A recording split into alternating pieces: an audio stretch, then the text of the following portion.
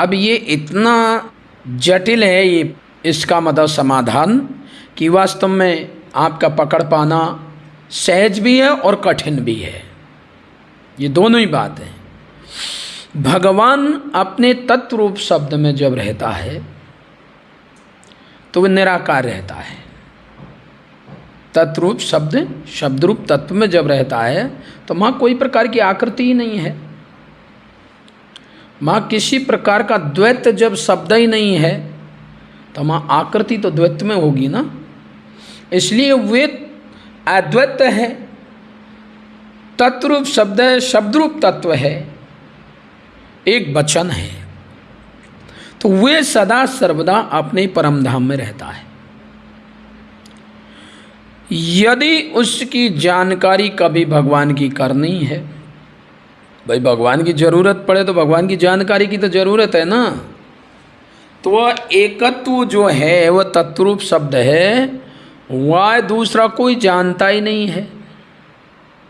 तो जो भक्त जन चिल्ला रहे हैं रात दिन, भगवान मेरी नैया उस पार लगा देना, अब तक तो निभाए हो आगे भी निभा देना, आपका चरण धूल जो मिल जाए तकदीर सुधर जाए, नाना प्रकार की बातें, आप एक नज़र कर जाओ, एक कृपा की नज़रिया कर जाओ, आप एक बार मतलब ऐसा आप नज़रिया कर जाओ, आप अपना अमृत वचन सुना जाओ।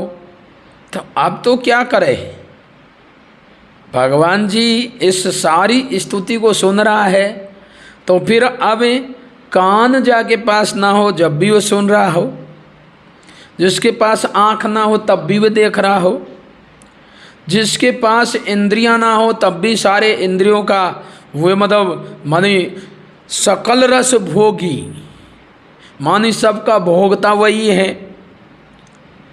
अब तत्रूप में जब रहता है, तत्रूप में जब रहता है तो उसका परिचय पहचान तो हो नहीं सकता है। जब वही तत्वरूप अपने भक्त जनों की इन करुण प्रार्थनाओं को, इन भाव भरे भजनों को जब सुनता है और इधर दुष्ट दुर्जनों का बहुत बड़ा अत्याचार हो जाता है, तो स्वयं निराकारी साकार रूप में स्वयं की निज इच्छा निर्मित तनु माया गौ गोपार, माने माया और इंद्रियों से जो परे भगवान है वह अपनी निजी इच्छा पर एक शरीर धारण करता है, एक शरीर धारण करता है। अब वे वास्तव में तो क्या है? निराकार। वास्तव में तो क्या है? निराकार। अब जब हमारे सामने हमको बात करनी है, हम तो उनसे बात करेंगे, हम पे उनकी नज़रिया पड़ जाए, तो अब नज़रिया पड़ रही है अब हम पे, तो हमको दिख नहीं रही, तो हम तो बार बार कहें हमारे हम पे एक नज़र कर जाओ प्रभु, एक नज़र कर जाओ, तो प्रभु सामने होगा तब करेगा ना, तब हम समझ पाएंगे ना। भाई हम तत्वरूप शब्द तो है नहीं, हम तो जीवात्मा हैं। तो तत्वरूप शब्द जब नज़र कर रहा होगा तो हमें कहाँ क्षमता है वाय देखें। अब वाय की क्षमता से फिर हम देखना चालू करें तो वो साकार रूप में आ जाता है। जब साकार रूप में आता है तो हम वो नहीं पहचानते हैं। साकार में भी हम ये कहते हैं आदमी भगवान बन रहा है, आदमी है हमारे जैसा ही है, हमारे जैसी खा रहा है, पी रहा है, सो रहा है, जाग रहा है, सब काम हो रहे, भगवान बन रहा है, अहंकारी है, अभिमानी है। अब बताओ साकार बन के आया था, उससे हम ऐसा कहने लगे। वास्तव में जो विशेष जिज्ञासु होता है, जिसकी सच्ची लगन प्रभु से लगी रहती है, वो पहचानने का प्रयास करता है। यदि वो कहता है देख लो, जान लो, पहचान लो, क्योंकि वही खुद स्वयं घोषित होता है ना। वही भगवान को कोई दूसरा घोषित नहीं कर सकता, ये भगवान है। भगवान स्वयं घोषित होता है, माने स्वयं घोषणा करता है मैं भगवान हूँ, आओ जान लो, पहचान लो। बस यही में तो सारा फंड चालू है, यही कहने में तो सारा फंड है। दुनिया सब अहंकारी कह डालती है, यहीं तो सारे विबाल खड़े हैं, परंतु अब विबाल खड़ा हो चाहे कछ भी खड़ा हो, उसको तो कहना ही कहना है। क्योंकि यदि वह नहीं घोषित हो, वह स्वयं घोषित नहीं हो, तो दूसरा कौन है जो उसे घोषित कर देगा? कौन है जानकार जो कि ये बता देगा ये भगवान है? भगवान को भगवान के सिवाय कोई दूसरा जानता ही नहीं है, कौन घोषित करेगा भाई? इसलिए वह स्वयं घोषित होता है, स्वयं घोषणा करता है मैं युग युग में एक बार आता हूँ, और जब आ जाता है तो वो घोषणा करता है कि आ गया हूँ, जान लो, पहचान लो, समझ लो, मैं अपनी जानकारी स्वयं दूंगा। अब उस समय लाखों लाख भी भगवद अवतारी बन बैठते हैं वही बात को लेकर, तो ये समाज के सामने एक जटिल समस्या हो जाती है कि असली कौन? तो असली वही है जो एकत्व का बोध कराएगा, असली वही है जो तत्वज्ञान का आपको तत्वज्ञान देगा। अब तत्वज्ञान मानी कोई मंत्र तंत्र का नाम तो है नहीं, तत्वज्ञान मानी कोई योग साधना का नाम तो है नहीं, कोई सोहंग का नाम तो तत्वज्ञान है नहीं। तत्वज्ञान तो वह है जिसमें सारा का सारा जितना भी इस सृष्टि में जो भी मंत्र तंत्र जंतर योग साधना सब उसमें से निकलती हुई दिखाई देंगी और वहाँ जाकर सारी विलय होती हुई दिखाई देंगी। वे परमात्मा का ज्ञान जो तत्व ज्ञान है वह असली तत्व ज्ञान है, और उसको जो कराता है वह भगवद अवतारी है। भगवत अवतारी का पहचान ही तत्वज्ञान है। तत्वज्ञान से हमारे समझ पड़ेगा कि यह साकार जो है ना, इसमें बोलने वाला निराकार है। अब हमको निराकार में साकार, साकार में निराकार, अब ये कहना ही असंभव हो जाएगा कि मैं किससे या तो साकार कहूँ या निराकार। ज्ञान निराकार का हो रहा है, ज्ञान साकार करा रहा है, साकार से निराकार बोल रहा है, निराकार से साकार उत्पन्न हो रहा है, पैदा हो रहा है, प्रकट हो रहा है।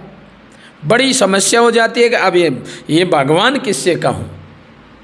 इसलिए माँ जब दिखाई देता है भक्त को तो यही दिखाई देता है कि भगवान साकार भी है और निराकार भी है, और साकार निराकार दोनों से परे, जहाँ साकार और निराकार दोनों जाकर विलय हो जाते हैं वे तत्व शब्द भी भगवान ही है। इसलिए जब ऐसे निराकार साकार कहने की पद्धति में चलेंगे तब तो क्या होगा कि वो भगवान निराकार है, माँ कोई आकृति नहीं है। अब जो यहाँ दिखाएगा ज्ञान कराएगा तो वह साकार निराकार दोनों से परे है। साकार का भी रहस्य बताएगा, निराकार का भी रहस्य बताएगा, जड़ का भी रहस्य बताएगा, चेतन का भी रहस्य बताएगा। जड़ चेतन दोनों से परे, सत्य असत्य दोनों से परे, ज्ञान अज्ञान दोनों से परे। माने जहाँ द्वैत नाम की जो कोई चीज़ है, जहाँ दो शब्द लग रहा है वहाँ वह दो ते परे है, तो वे निराकार भी दिखाई देगा। अवतार वेला में सब होता है, निराकार भी दिखाई देगा, साकार भी, निराकार भी दिखाई देगा, साकार भी, साकार निराकार से परे भी, साकार भी दिखाई देगा, निराकार भी, निराकार साकार से परे भी।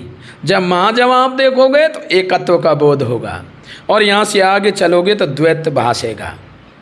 जहाँ की रही भावना जैसी प्रभु मूरत तेने देखी तैसी। जब वह कोई कुछ देखेगा, कोई कुछ देखेगा, कोई कुछ कहेगा, कोई कुछ कहेगा, पर भक्तजन उसमें सदगुरु का रूप देखेगा, उसमें भगवत अवतारी का रूप देखेगा, उसमें भगवान देखेगा। उस शरीर से डायरेक्ट बात करने वाला भगवान होगा।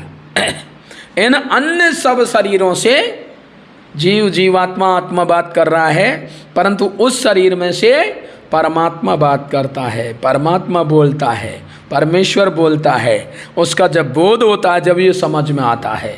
इसलिए भक्त उस साकार मूर्ति के सामने ही अपना समर्पण कर देता है, सरेंडर कर देता है, उसके चरणों में समर्पित हो जाता है, उनके चरणों में शरणागति ले लेता है, और उस शरीर के ही सारी इंद्रियां भगवान स्वयं अपनी बना लेता है।